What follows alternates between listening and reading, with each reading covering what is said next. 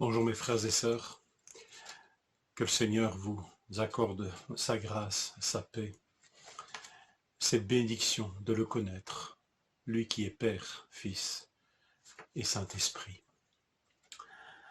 Ézéchiel 37, verset 9, il me dit, Dieu, l'Éternel, lui dit, prophétise et parle à l'Esprit, prophétise, fils de l'homme, et dis à l'Esprit, ainsi parle le Seigneur l'Éternel. Esprit, viens des quatre vents, souffle sur ces morts, et qu'ils revivent. Quelle image que ce récit nous donne dans Ézéchiel 37. Des ossements desséchés, donc, ce qui veut dire morts depuis très longtemps, dispersés. Image saisissante d'un peuple mort, quoique vivant, objectivement, mais morts, eux-mêmes se sentent ainsi.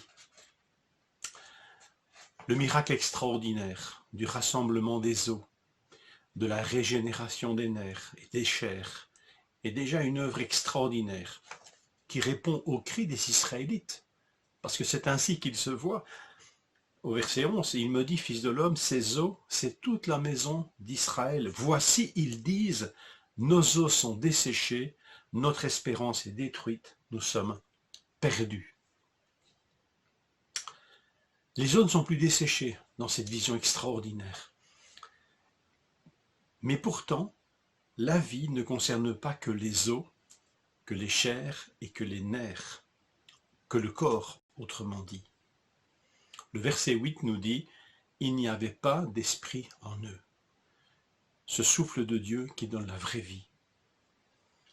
Nos traductions font alterner le mot « esprit » avec une minuscule et une majuscule, ou traduisent « esprit » quand on parle de l'esprit de Dieu, et « souffle » quand on parle de l'esprit avec un petit E, ce principe vital, ce souffle de vie que Dieu a soufflé dans l'homme dès la création d'ailleurs. Sans ce souffle de vie, l'homme ne peut pas vivre.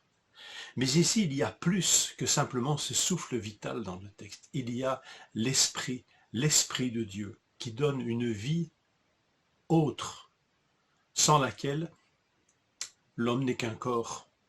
Et s'il n'est qu'un corps, s'il n'est que des chairs, des nerfs et des os, il se peut fort bien qu'il soit qu'en fait un vivant, mais mort.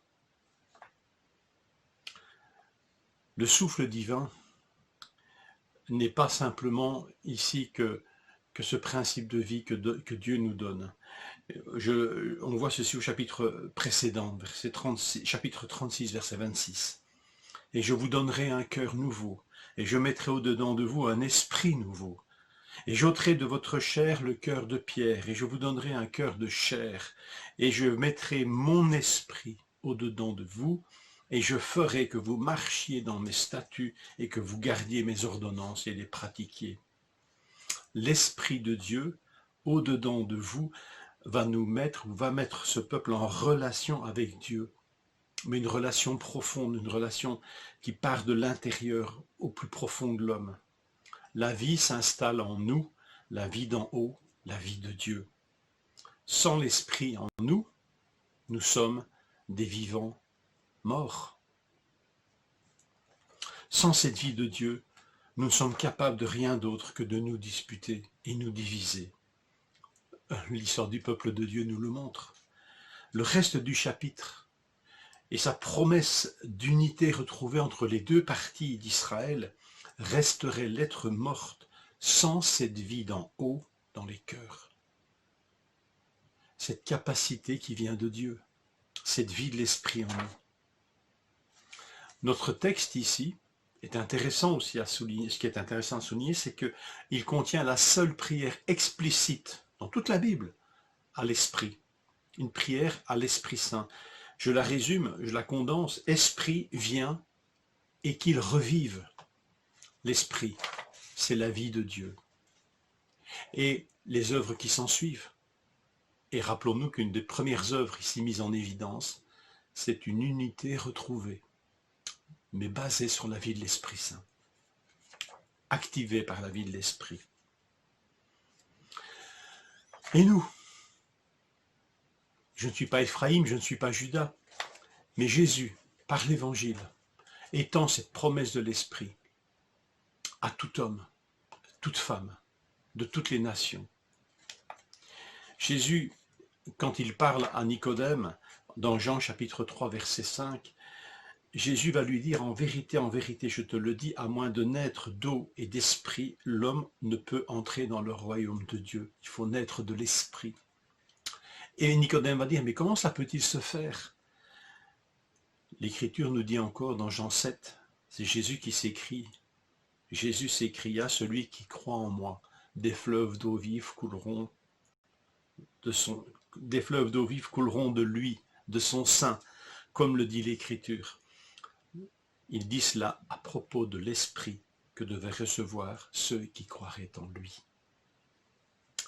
L'annonce de l'Évangile, de la foi en Jésus-Christ, implique cette promesse extraordinaire qu'en croyant en Jésus-Christ, nous recevons l'Esprit Saint qui nous donne cette vie d'en haut. Alors, au Père qui nous aime, au Fils qui nous sauve et à l'Esprit qui nous donne la vie, soit la gloire. Que le Seigneur nous visite et nous rappelle cette promesse extraordinaire que quiconque croit en Jésus-Christ reçoit l'Esprit Saint dès aujourd'hui, qui nous donne la vraie vie. Que le Seigneur vous bénisse.